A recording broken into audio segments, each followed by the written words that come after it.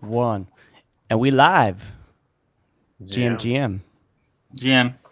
GM, GM. DK. It's good to have you back, DK. I'm back. How was your trip? We Mm, won't say where you went, but how was the better weather than where you normally are? dude, it was so hot.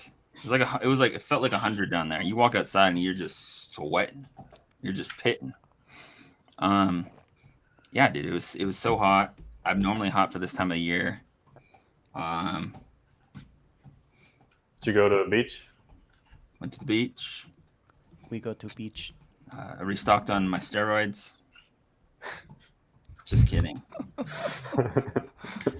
Um, Now everyone knows where you went.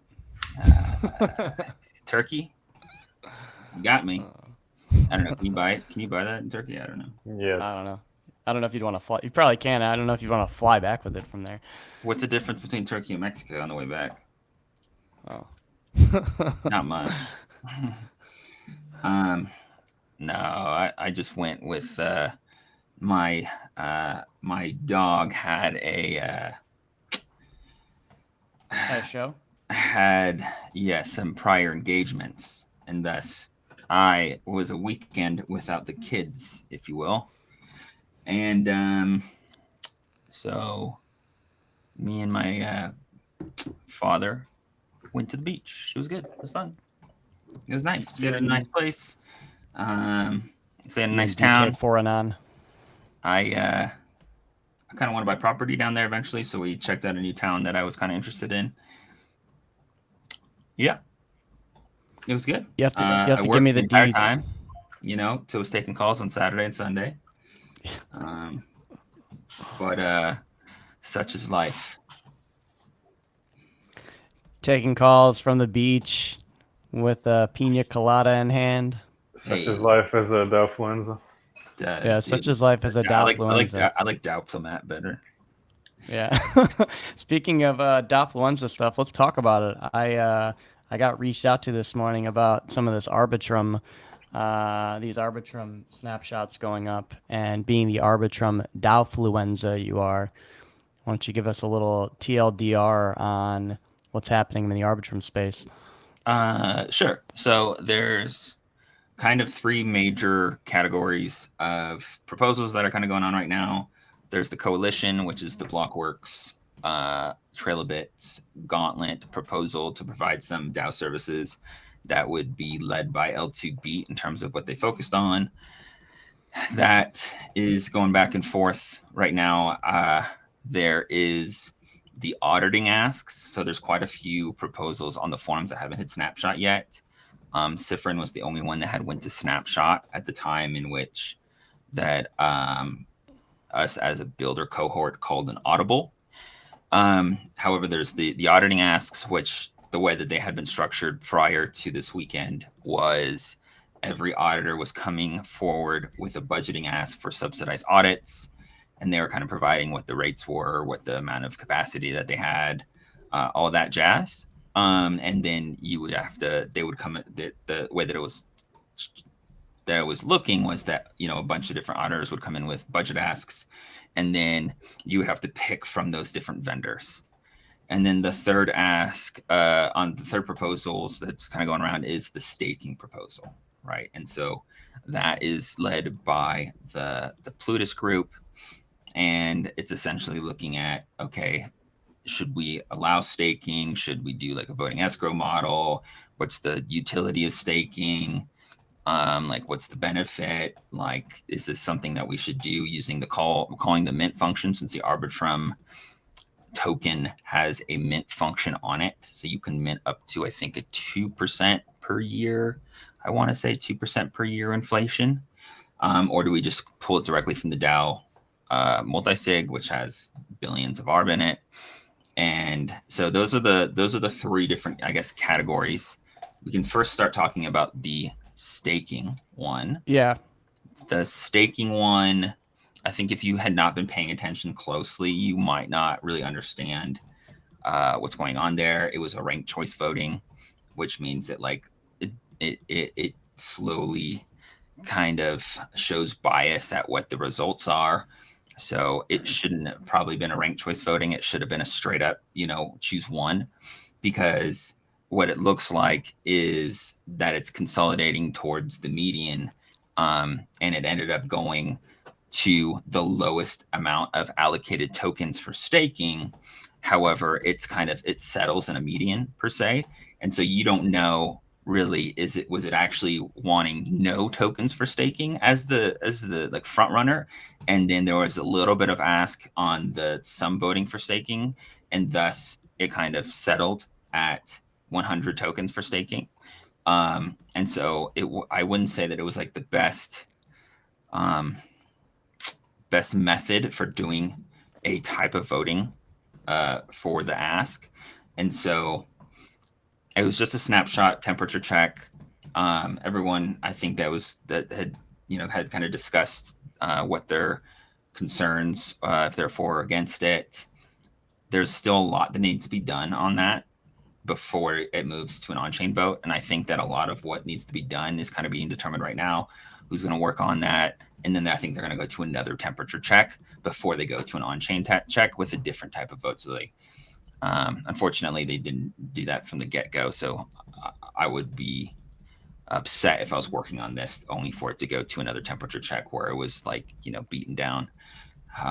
But DAO stuff. Then there's the auditing. I'll save the auditing for last. And then there's the coalition, which the concerns around the coalition is the fact that the coalition has 40 million in delegation, that they currently hold 3 of the 12 roles already on the security council, that there's just a lot of outsized capture that could occur. And I think that I echo this myself, and everyone that has spoken out against the coalition is not saying that we challenge the integrity of any member of the coalition, just that maybe a negotiated rate might make more sense on the economics of the proposal. And I think that there was quite a few tweets that came out today regarding the economics of the proposal. And then also that the point of capture for whether or not the coalition should deem something as a focus or not, if you should spend their retained resourcing and services on, is kind of managed by one central party, and that's not very Web3 of the DAO to do. So now, again, like I said, these are known parties in the space that are doing the coalition. So there's no immediate concerns for integrity, but it's just the fact that we're the precedent, right? The precedent that we're like, okay, we want you to do these things, but they'll only do them if they get paid to cover them, which I get, except for on the fact of the media front. You would think that on the Blockworks research side of things that, they should pay special attention to focusing on these without being paid to do it. And then showing that good faith, then being like, okay, like one of the things that's on the Arbitrum next Gitcoin round is like retroactive funding, right? So like if you have been working on things and promoting and writing reports and, providing value to Arbitrum, then you can get retroactive funding for. And I think that kind of makes sense in the media sphere, is that if your concern is that you're not going to cover Arbitrum related things unless you're paid to do it, I get it, but it also, I don't think is like a good faith move per se. And then there have been some concerns regarding vendor lock-in on the coalition. I don't personally see that as an issue. One of the tasks that Blockworks will be focused on if it moves forward is the streamlined onboarding flow to onboard service providers, so that they essentially can be pre-approved for DAO spending, right? And I think this is going to be a precursor to a lot of what we try to accomplish in 2024, is that we need a mechanism for auditors to come in with or not auditors, but like any service providers to come in with like the rates, the products that they have, what their onboarding flow looks like, the types of clients that they take, all of that, what their capacity is, what the front the lead time is to request their services, SLAs, whatever, and then get them done through the onboarding process, and then they become a list of different service providers that you can tap into. Let's say that you're a project that gets allocated 100K ARB to do some certain thing, like maybe create a shared ecosystem bridge, right? And so you would need to spend some money on maybe marketing for that bridge. Maybe you would spend some money on auditors for that bridge.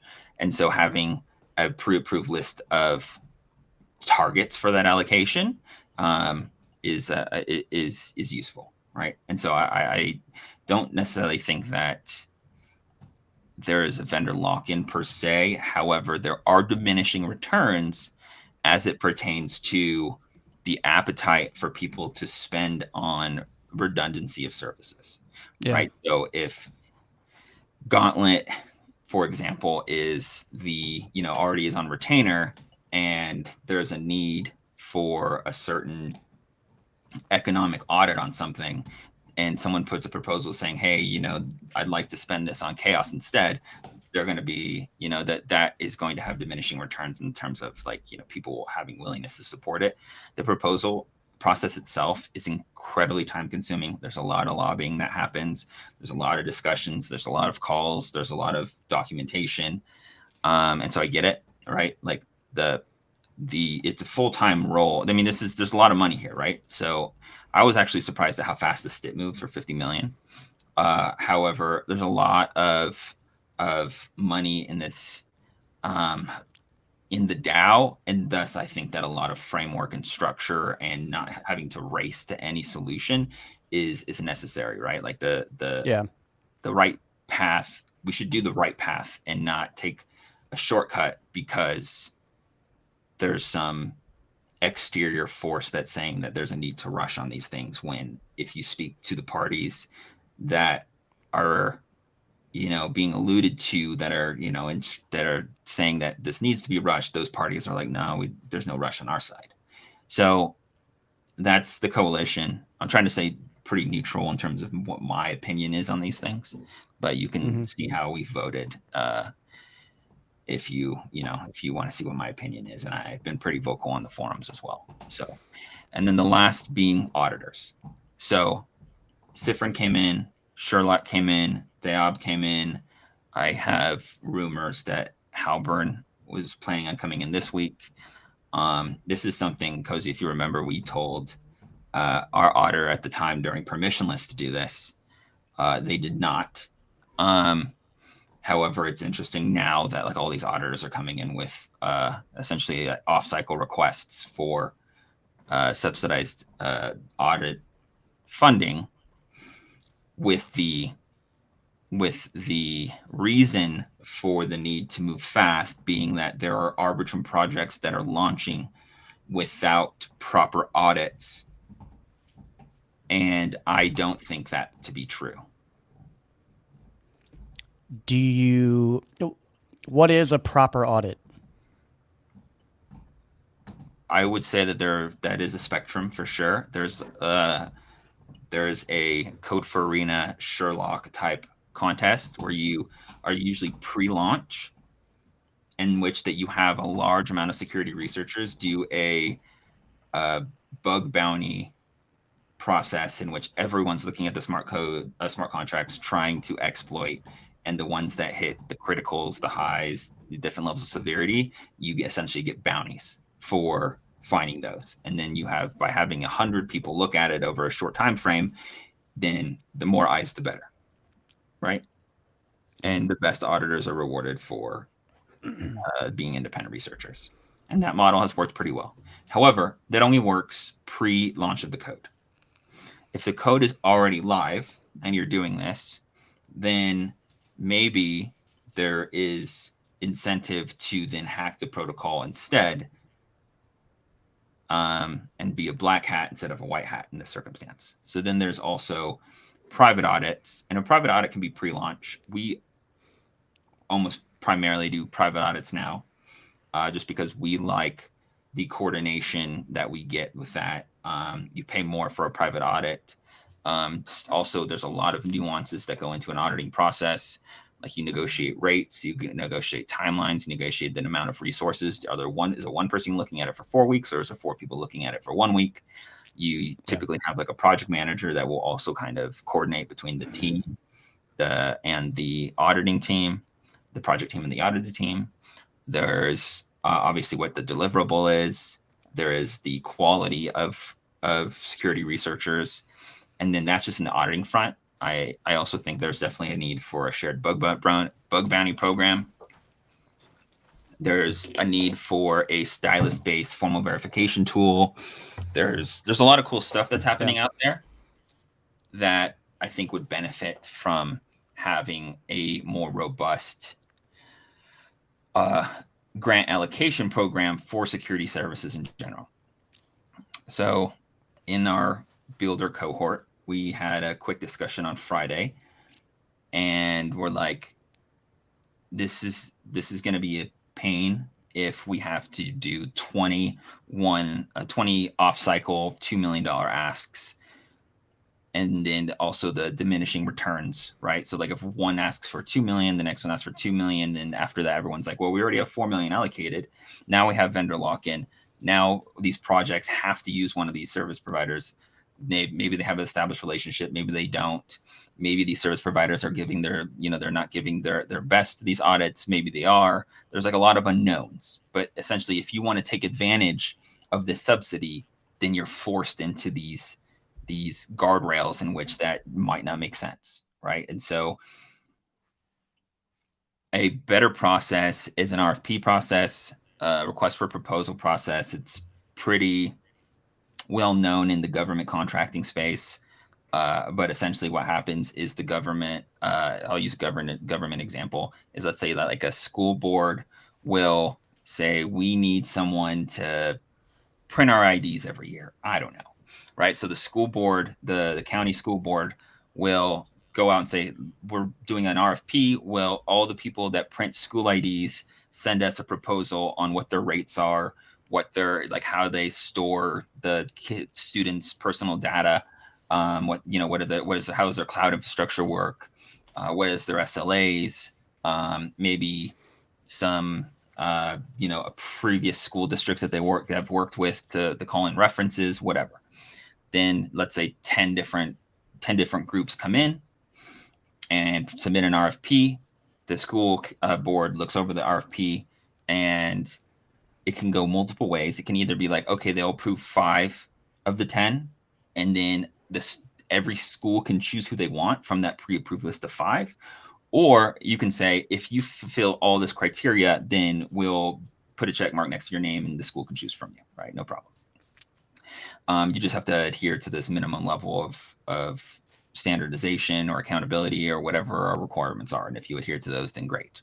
And I think that's the way that we'll do it with the DAO. But anyways, I wrote a quick RFP consolidation saying, hey, let's get all these audited security services to join together into an RFP process, so that the groups that are actually utilizing the auditing services are the ones that are in charge of how they spend that on auditing services, right, within reason. And so then fast tracked that to snapshot, because my hypothesis is no one's looking at the forums unless it's hitting snapshot. And at that point, all the discussion has already been done. And so that is a peeve. However, that's the current state of DAO governance, right? And so fast tracked it to snapshot, and then started having discussions, and then discussed with some of the auditors that were already, that already had proposals up. Discussed it with a lot of other security service providers, and then said, hey, look we're going to use this forum post as the signal. If you're wanting to work on this together as a group, just go in there and say, hey, I'm so-and-so on behalf of so-and-so services, and this is something that I'd like to work on together with, right? And so did that the first day, and then Sherlock was in agreement and also supported the proposal and withdrew their proposal.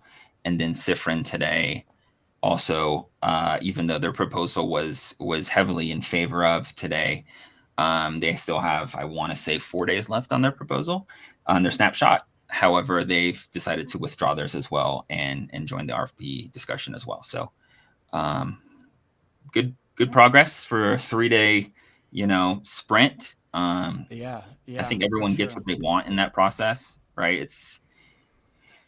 And like my biggest concern was that there are a lot of delegates that have never participated in an auditing process, are not familiar with the current market rates.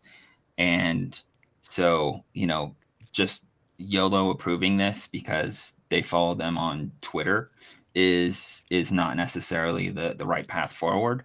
And so I'm happy that we were able to all come to an agreement that is like mutually beneficial.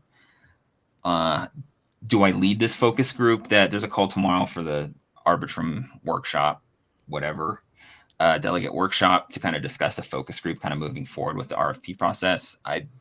I submitted Premia and Parliament to help lead the focus group. However, I'm in no way committed to that. There's a lot of other DAO stuff I want to do. So if someone else wants to take the lead on that, I'm happy to help out in an advisor role as well. So we'll find out tomorrow what the actually ask is from us. But I think it's the right path forward, and I'm happy that everyone came together for it. Wild 3 days in governance land, and it's cool because usually you don't get insight into this.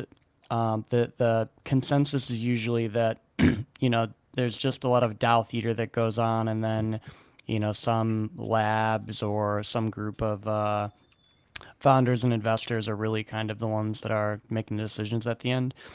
But it seems like in Arbitrum they're doing things a bit differently, where they've kind of taken a hands-off approach and said, here is like what we have. You as the shareholders, we'll call Arbitrum delegates and community. It's in your hands to shape this and kind of help set a path forward. So interesting how many players are involved in this. Yeah, it's an insane amount of discussions. What are some of the arguments against, not against the proposal, but against this methodology that you have kind of set forward? Well, I mean, I ultimately think that coordination is needed because governance fatigue is the thing. And if you spin your wheels for too long, people are going to get disinterested and they're just going to stop paying attention. And you're already seeing that, right? Yeah, like that's totally. why my hypothesis is that no one's even looking at anything until I had snapshots. So that's why I kind of speed ran that. And I have the delegation to do so. And so I did it. It wasn't like that I made that decision in isolation. I had that discussion with multiple parties that also hold large delegations, much larger than mine. And we all came to kind of consensus that this was the right thing to do. So I just fast ran. I actually did it when I was on an airplane. I went from proposal to snapshot on an airplane. I don't think that there's anyone that's against that this is the right way forward, at least for the RFP auditor discussion. Mm-hmm. I think my proposal was up. Last I checked it was at 99% approval with like 40 plus million for and like 200K against. Right. So it's 67 for now. 4 million against? No, 67 million for. Oh, got it. And almost nothing against. Yeah. So I think everyone's kind of in agreement. I made some. You came out hot. Yeah, it's cool to see that everyone is now in agreement, because it seemed like when that snapshot first hit, or your proposal first hit snapshot, that not everyone was so happy that there were overlapping / competing Correct proposals going on. Correct. I mean, there's a few things you're in some of those discussions. There's a few different concerns across the board. I have made myself available. I'm trying to keep my visual of like what happens in those discussions out of this. I'm commenting more from things I've seen on Twitter, right? Like a lot of commentary, so that it's things people can find in the public. Yeah, I think the thing that I'll tell what I like, right? I like that us as a group is still a pretty small fish. We have a third of our protocol allocation in our pools, so we can't vote on that. However, if you have more than 1 million, then you have kind of enough delegation to kind of make some of these very impactful changes. But at the same time, I think that there's a lot of freedom to what can happen in terms of like having that bottom up structure, right? So like we were able to mobilize and execute on something within an extremely fast timeline. And the biggest concern that I've been getting is things are moving too slow, right? And so I think with the right coordination efforts and the right cohort discussion is that if you, with a large delegation, can, as a cohort, can kind of come to consensus around a conceptual idea, then you can move fast on it. It's just that when you get down to like the nitty gritty of the devil in the details, then things can move a little bit slowly. And so my recommendation is going to be to get to a point where everyone's kind of happy at a certain level, and then kind of leave it at that, and then put a committee or council in charge of good faith efforts on of how to do the devil in the details components.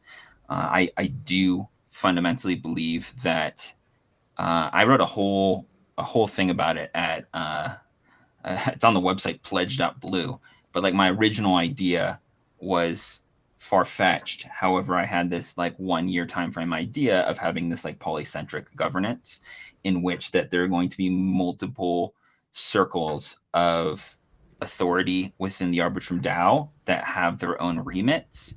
And as long as the direction of all of those polycentric centers are moving in the same direction, then we're gonna hit strides and move the DAO forward. But it limits that, like, you don't have one group that is in charge of everything, and you don't have everyone in charge of everything, right? Because that's I don't personally see that being the right move forward. I think definitely. representatives work really well. I don't think that fluid delegate democracy is. I think that there's just the Machiavellian way that it doesn't really work in practice. Also, being able to vote people out and yes. Ultimately, the methodology to do an impeach type of process needs to always be there for the wider DAO, and you need watchmen that have a very constrained and clearly laid out responsibility or remit, because then you get to the case of who's watching the watchman, right? And so if you have the ability to impeach, and you have the ability to essentially have guardians or watchers that are making sure everything is moving in the right direction, that knows all the rules of these different polycentric centers, then you can actually, you get that gains of coordination by doing budgets to these different polycentric centers. And then you get all this like innovation happening, and you don't have to go through the long, arduous process that the current proposals are, right? The current proposals is not sustainable. And if you're spending, 50, 60 hours a week for 3 weeks to get a proposal over to on-chain vote, and then it gets failed, like that is a huge waste of time. And you will not want to do it again, right? You're gonna have a sour taste in your mouth. You're not gonna want to do it again. And it's just like a huge commitment to ultimately get downvoted. And so like the way that we've, this is not only for myself, but this is how we kind of operate within the parliament and Premia as well, is that we reach consensus through compromise before we move things to the next step. And thus that we all come to an outcome that we like, or we just drop it and we move on. Right. And so if we come to that compromise before we moving things up to proposal, then that proposal is kind of streamlined. You don't need any lobbying at that point. That it's most likely going to be passed. You have the support that you need. And so that you don't get put in a situation in which that you're going in blind, everyone votes it down. Now you're kind of pissed that you spent all this time and you have a sour taste in your mouth. Yeah, it's like what we do internally. Well, at Premia, I should say, not necessarily internally, but It's how our proposal process usually works. We flesh it out with the community for quite some time before throwing it up, so that way we're not spending unnecessary time and wasting hours, rewriting proposals, throwing them up to get shot down because there's a detail in, one freaking paragraph that needs clarification. Yeah, I think the people that advocate for DAO minimalization or like governance minimalists is, I don't know if lazy is the right word, but it is just you're throwing in the towel, right? Like you haven't tried anything that works. You're getting upset with the way that things are, so we're like, well, let's just take all the power away, so there's no decisions to be made. But there's better ways to do things. You just got to put some effort into getting it right at the get-go. Yeah, it seems like for like DAO related activity that Arbitrum's moving pretty quickly, at least as of recently, with the activity that's happening, conversations, proposals that have gone up. What is what is moving slow? Is that just like more of a personal opinion of a group that wants To get something things to go right through? for a very large ask, you should take time. Yeah, Right? yeah. I'm like we've dealt with tons of DAOs, being in the position that we're in and how we work, and usually like even small asks from a DAO are very cumbersome. Usually takes a week, 2, 3 weeks, like several weeks for them to evaluate, go back and forth talking with each other, come back with renegotiation or correction to what you're asking, and then that's got to go back. Like DAOs are usually pretty, I would say, much more cumbersome than and time taking or time sucking than. Uh, I guess you're spending a lot of time, but you kind of know what I'm getting at. Like, it usually seems like in order to get something through, it takes a lot more time in most cases. It seems like Arbitrum's moving pretty quickly because there's a lot of not only interest but activity from Well, this is what I'm saying. the Like delegates. there's a lot of capital here, so you're getting a lot of interest, and it takes a lot of time. Like, what is that? Like this weekend, it was probably 15 of us that spent 10 hours this weekend over a weekend. Like that's a significant time sink to get something moving like this fast, and to delegate and to be like, you reach out to your auditor, you reach out to your auditor, making connections here, people reaching out. You have to be available, right? And so I think that a lot of people in general are not very available. And so like if you cold DM them, then maybe they'll just ignore you, right? So you have to make sure that you're available within reason. That is difficult to scale unless you have the right process in place. But someone's got to coordinate, and for this weekend, it was the builder cohort that we divided and conquered on it. But someone's just like, if you let things go at the normal pace, it's not going to happen this fast by any means. I mean, people have day jobs, right? And the people that have influence in this are probably have other engagements as well, right? They have other commitments as well, right? So if you want them to spend a little bit of their time looking over and providing feedback and recommendations, then you're going to have to wait for that time typically. So it's just a matter of, are those groups prioritizing? Are the right people in the right position to have the time to prioritize? And it's just a coordinated need that we're like, okay, well, now we're going to prioritize this because we don't like the direction that it's going. So we're going to set other things aside. We'll push forward on this real quick, get in the right direction. Tomorrow we'll have a group, set up a focus group. Maybe we'll hand it off then and just play advisory roles. But you need someone that's, that meme that Marty sends with in the Telegram chats a lot. That is the girl in the 3D VR world that just has like a bat in her hand and she's like throwing the TVs and the monitors and the computers everywhere. Yeah, that's how I feel like I was this weekend. I was just like the Kool-Aid guy, like fucking running for walls. Yeah, just but that's that some people are put off by that, and requesting people's time immediately, and I get that. So it's definitely not sustainable, and you're gonna piss people off. So you can only do that when it's absolutely needed. I mean, a snapshot is live. You have to do it. Yeah. The snapshot's live. You have to do it. I don't make the rules. I just enforce them. Denton showing up in your Discord. Spamming. Yeah, Den has entered the chat like, ah, shit. Yeah. The Grim Reaper of snapshot proposals. He shows up in your Discord. It means you're not voting. Yeah. I mean, to be clear, we as builders have the most to gain and the most to lose from these, right? Yeah. So we should be the ones owning this, right? And so we did. Yeah, I don't disagree by any means. I feel like there's a lot of areas where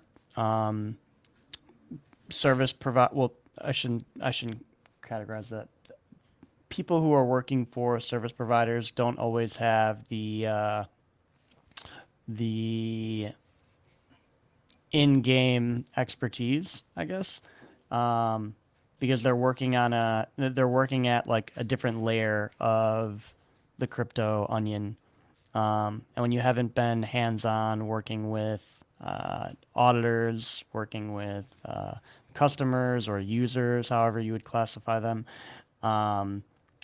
building the protocol, dealing with the type of problems that come up throughout the life cycle of your product, you don't always know the struggles, the hurdles, and from that, you don't have the learnings to kind of make No, decisions. you don't have the maturity or the skill set. Yeah, best like ways. that. There's like large delegates that have not ran a business, right? They don't, maybe they're more in a researcher capacity, they're more in a commenting capacity, but they're not like, they're not leading efforts on technical design. They're not, actually innovating or building novel things. And so that there's different subsets there, right? And so I think that there is a lot of people in the crypto space that are maybe younger in general, and by the younger, I'm not necessarily like an age per se, but more of an experience. And so you need to have had, done a lot of these things, from like running a business or running a Web3 project or dealing with remote working and, dealing and doing negotiations or deals remotely. And to be 100% honest, how long has that skill set even existed? 3 years? Right? Like, to be able to run a large scale remote team is a different skill set, and being able to coordinate through Discords and Telegram and Twitter, and like, it's a very niche skill set that's only existed for 3 years, and we are the ones that have been doing it nonstop. So it's I get it, right? Like, I get it that maybe not everyone has made that adjustment. Not everyone has that skill set. But there are definitely a few that do. Even outside of managing a company or even being a part of a project, like the skill set of a degen in crypto, like managing like 100 different group chats across different platforms, it's still something that it's like not that common. Yeah. And also an abstraction away from that, just managing like a medium to large remote team, like even outside of being crypto gen. Like, I've seen a lot of startups fail because they'll want to scale their business, and they're a crypto company. So they'll bring in, people from outside tech industries, like that have scaled, a fucking call center from 10 people to, 150 people. So they think, okay, this person understands coordination. They know how to scale. They know how to implement systems. But the person has no idea how to manage people when they're not in, a cubicle or not in an area that they can control. So you really need someone that is used to dealing with people who are online, and used to managing people who aren't present in front of them. Yeah, I mean, we also have a card up our sleeve, or the builders do in general, that most other groups do not. And that is that if you've been building on Arbitrum for, a year plus, you have relationships with everyone on Arbitrum. And like, I have a direct route to, to point a finger or grab attention of most of the people that I need to already, right? Like, I can just pull up my Telegram and be like, go straight to DM because I've DM'd them, multiple times before. And so that having that access is a beneficial component of having like builders lead the spaces, because I have that rapport with this individual. We've worked together in the past, or at least like chatted on things in the past. We all have like a common a direction that we agree that the ecosystem should roll. And so like with that assumption, that good faith assumption, it's pretty easy to agree on something, and then be like, oh, hit up so-and-so from this group, or be like, oh, does anyone have a contact at this person? Like, oh, this project, I saw that so-and-so was talking to them on Twitter the other day, have them, you know what I mean? Like we have that network already, right? And the only one that would have that network better is Off-Chain Labs, but obviously they have to play a neutral party, right? So we have that decentralized, distributed network per se. So it's easy for us to contact the right parties. And we're not like, in the queue on their quote mailing list based on their website or something. Yeah, totally. In the in my early days, that was like a selling point for hiring me before DeFi like really kind of exploded, and we went off to do our own thing. DK, it was, he's worked in the industry for X amount of years already. He knows people at these exchanges and these projects. It would make our lives a lot easier to have someone like that. And now everyone works in crypto. Everyone knows everyone. Yeah, everyone from that time. No, everyone from that time, like, is like now in the industry, which is like kind of the cool thing, because now it's like developers for some, I don't know, some AI shitcoin in 2018. Like now they're building like some really cool DeFi project, and them, or maybe they were like working on, we'll say like a layer one proof of work project. Like maybe they're working on like fucking Dash or something. Now you see them working on something else in the industry. So it's kind of cool. Yeah. You've seen a lot of the same people kind of grow and continue their paths in crypto. Yeah. The NFT dweebs can have Web3. I still like Web3, but I know you do. I'm the minority now. I saw. Not back in the day, sorry. Go ahead. Back in the day, there was a website that was like, "Crypto is not cryptocurrency; it's a cryptography." Yeah, I remember that. I've actually I saw someone wearing that shirt at a SNIA event in. They lost that battle so hard. Yeah, that like the people wearing those shirts are like diehard, like old school hackers from like from the 90s, and like they just fucking they're so bitter and angry that they lost the battle for the word. that they lost their term. Yeah. Oh. So what do you think comes next, DK? It seems like your RFP thing will go from snapshot. What's the process after snapshot? Because snapshot and Arbitrum is kind of just like a heat check. Sure. So the process, you actually don't even need to do a temperature check. You can actually go straight to on-chain vote. Don't tell people that, but temperature check is a reasonable thing to do. I say the recommended path would be to set up a post on the forum. Once you raise a post on the forum, depending on its level of maturity, the foundation will then slot it into the right category. And then you can have the discussion. And then once it's ready and you've made some amendments or told everyone to kick rocks and not made any amendments, I've seen both.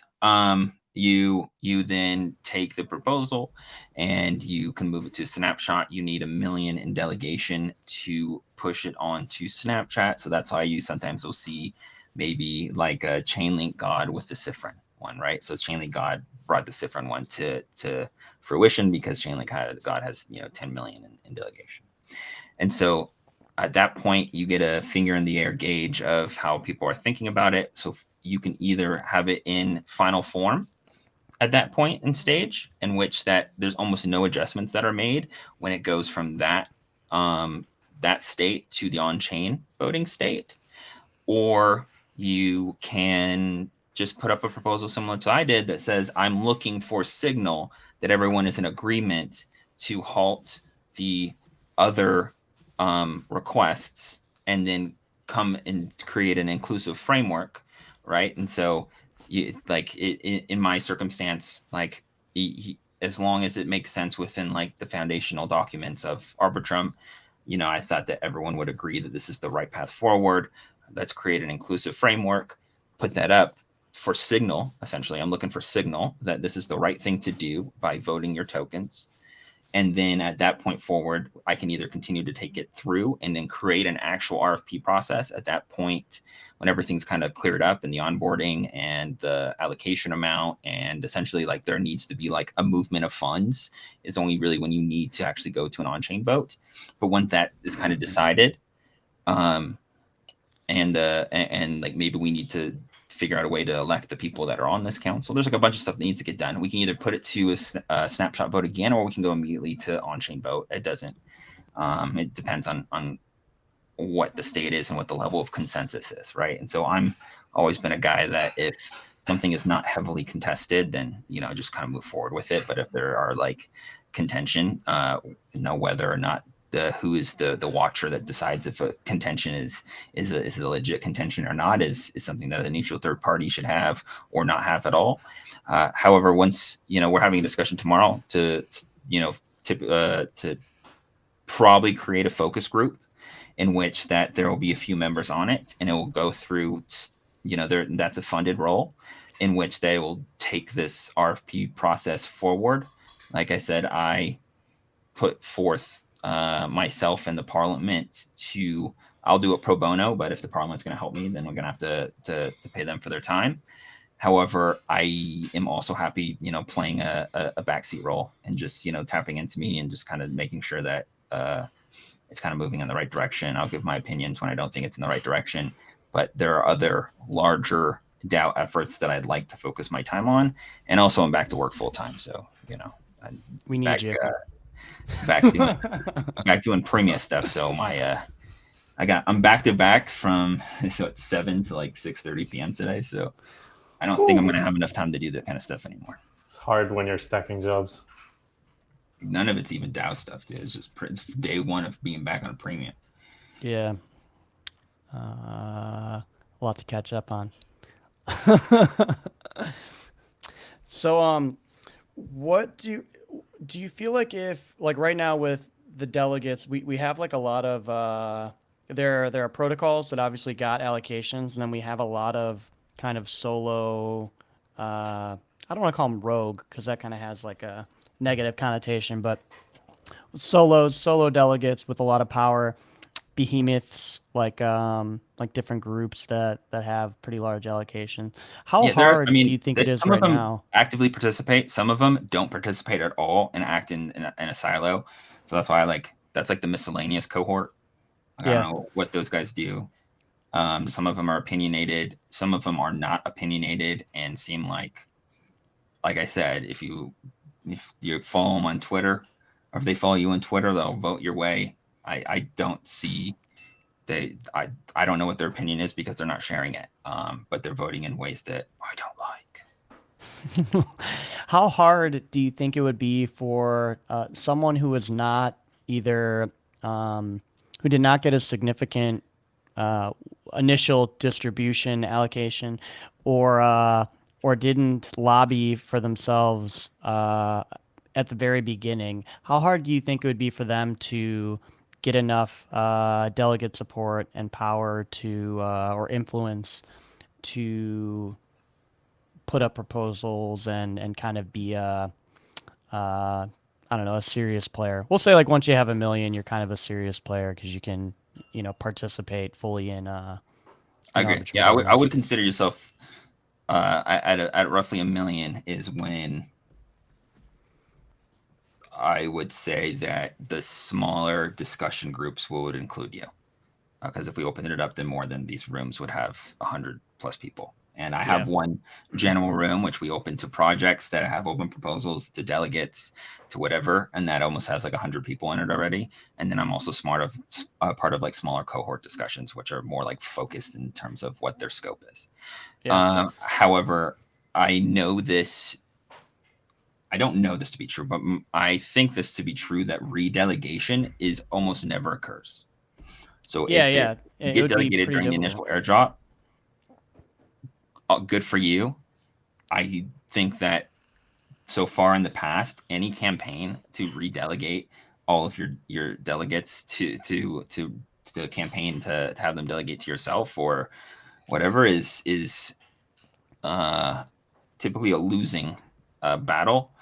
I'd be interested to see if like the DAO has appetite for like a payment of, like, let's say that we did a campaign or debate or something type of platform where all the delegates have a chance to speak on their vision, and then we pay some allotment to change your delegation, or at least reaffirm your delegation if you're going to remain the same, right? But you have to listen to so many different people's platforms before you get paid that amount, and you just take a snapshot of, like, I don't know, the largest, anyone that has more than 1,000 or 10,000 ARB or something, right? And I think that something like that could work. But otherwise, redelegation like almost never happens. However, in the discussions that I've been having with some of this on the premium side of, like, talking with people that want to get more involved and being a STIP allocated project, is that there are people that want to have more of a stake in Arbitrum governance and they feel like they need to have at least a decent amount of Arbitrum before they can do that. And thus they're figuring out what is the best methodology that I can put myself in place in terms of the STIP incentives, so I can collect as much as possible so that I can then keep those STIP incentives, put some capital to work, collect a bunch of ARB, and then now I'm a player in the space. And I think that depending on the size, I think that there's a lot that you can do there. And I think that there's a lot of attention that if you're producing a lot of content in the next 6 to 8 weeks regarding STIP, and a lot of people are either using you for like farming guides or like user guides on how to maximize for different projects and stuff like that, and you ask for them to approve to delegate to you if they keep any of their Arbitrum, it's like a pretty simple thing to do. You just can send them like your tally delegate page, and then you can capture a lot of that. So I think that there's ways that in the next 6 to 8 weeks we'll see some of the makeup change of delegates. But that's my recommendation. Be a threader, dude. Be a threader. Yeah, like that is not commenting on the threader part, but that's been some of my own personal hesitation. Like, I would love to be more active in Arbitrum governance because I'm a huge Arbitrum advocate and have been since like their very early days. But we'll say cost very broadly, right? Like, because it's like time cost, mental cost, financial cost. If I wanted to just say like, fuck it, I just need to buy my way in. Yeah, but I mean, you can come on. There are a lot of projects that have like 3 representatives and kind of share the burden. Also, like out of office and stuff, and like maybe they have the multi-sig that's a delegate instead of just like a single individual. I do it for me because it's just, I delegated it from our multi-sig to me because I'm spending all the time doing it and I can make decisions fast. But there are some groups that have like 3 people in there and some of these delegate conversations, and that's fine too. You don't need to go, and if you're part of a project, and you have and even like Catton, they have like the seed let them that they work on stuff too, but but that was kind of my thought, like okay, like let's say I wanted to just be a solo like rogue delegate. Um, Not malicious by any means, but like, what would it take for me to do that? And I was like, just thinking through the different ways of acquiring ARB, and I'm like, okay, to actually get to that 1 million mark, you either need to put a significant amount of capital to work in kind of farming STIP incentives and have like a strategy for farming Arbitrum across all the different protocols to maximize the amount that you could collect to use for governance. And then, like outside of that, what I market buy and I lobby for myself. But it goes to your point that when lobbying, it's pretty hard to get people to redelegate or to change their delegation because it's usually something that you just do when you claim your tokens. You're like, okay, I want my tokens. I'm going to claim them. I'm going to delegate here. And then either as a user, you dump them for the free money or you just leave it delegated because you're not ever going to do anything with it, and maybe socially you respect or you like the person you delegated to. Maybe you work with them or you've worked with them in the past, but there's usually some reason you've given it over to your power to the representative or the delegate, and you just go along in your happy way. Delegates have different perspectives on this, so I definitely will entertain anyone, whether or not they have 20 or 10 million of delegation. And like the quickest way to do that is to kind of like, have good ideas and post them on the forums. If you don't got good ideas, then I don't know, you're in a tough spot, man.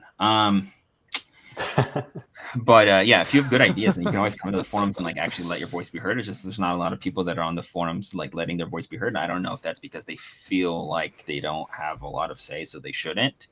No, I feel like it's the meme. Like I'm not reading all that. I'm happy for you, or I'm not. Yeah. I feel like it's that meme, and people don't want to read the forum. People want to go to the snapshot, and then from the snapshot go, okay, what were the details on what was discussed about this? Like, nobody wants to spend the time reading because they're not incentivized to do the reading. The only thing they're incentivized to do is vote in their interest, and that obviously comes at the snapshot. I think that's the biggest problem. Like a super niche thing, right? Like, if you're gonna trade this is a bad analogy, but if you're gonna trade, if you're gonna buy GameStop stock, there's multiple levels of involvement that you can have.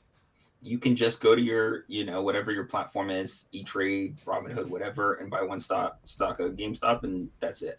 Or you can, maybe you shop at GameStop all the time, and so that you have like this, this dedication to shopping there because it's your favorite shopping experience.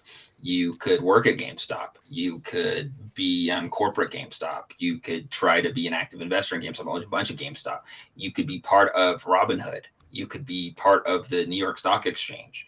There's like so many levels of the spectrum of involvement. We're talking like the highest level of involvement. But if you wanted to start small, you could always just start small with like working on a project that's in the Arbitrum ecosystem. Or there's a lot of opportunities for pilot projects on Questbook for like small micro grants to like just, go in the arena and try things. And that ranges from an Arbitrum regular podcast to doing design assets to building out platforms to doing local event coordination. There's like, depends on what your skill set is. There's like different levels of involvement. But there's different areas where you can start that. Oh, shit. I might have to put my analyst hat back on and start researching all of the Arbitrum products, and on Tuesdays and Thursdays have an Arbitrum podcast. And like I said, there's the retroactive Gitcoin with $100 grand in Arbitrum that's going for people that have contributed to the Arbitrum ecosystem as individuals in the past. And individuals is a loose term, right? Like, I think our contribution on Eden would be considered for that, right? Like, we're not paid by someone to cover Arbitrum. We're not like, we don't work at a news network where they're like, hey, pay to write this article. We just kind of do it for fun. And maybe it'd be cool to get an Arbitrum grant to go to an Arbitrum event. I don't know, but you can ask for that. Okay. All right. I'm going to start gonna start sending DMs daily to Size Chad to to fund my next trip to Arbitrum sponsored event. Yeah, dude. Oh, I Arbitrum's gonna be I at see Andy in Breakpoint. there. There's like 20 You see people who? in the Telegram chat, and Andy's in there. He's hustling, dude. He's always hustling. I'll support him and get matched with Arbitrum tokens. You say Andy? Yeah, from the roll up. Yeah, yeah. I love Andy. He's such a hustler. He's a hustler, dude. He's out there. He's getting stuff done every day. Yeah, he's nonstop. Oh, to be fresh out of Yeah, to be redacted young again, again. man. Half my age. To not need coffee first thing in the morning. Well, it's been a Yeah, great I need discussion coffee on every 2 Arbitrum. hours. Yeah, I'm a pod a day guy. Been a great chat on Arbitrum stuff today. There was a lot going on in Arbitrum governance, so I wanted to give a good amount of time to cover it, especially given the event-packed weekend on the forums. Me not even being directly involved, just being part of Premia, I was getting DMs asking for comment on stuff, so I was like, this will be a perfect chance to kind of put it out there in the open, stream about it, and then I'll point them here and tell them they can DM you if they have any questions afterwards. We're gonna move these from we were trying to do them daily, but man, travel and just working on a protocol makes it pretty hard. So we're gonna start doing these Monday, Wednesdays, Fridays, same times. Catch us back on Wednesday. We'll have a special guest on that day. Not going to reveal too much now, but stay tuned. Ooh. Yeah. Adios. Thanks again. Adios. Bye, everyone.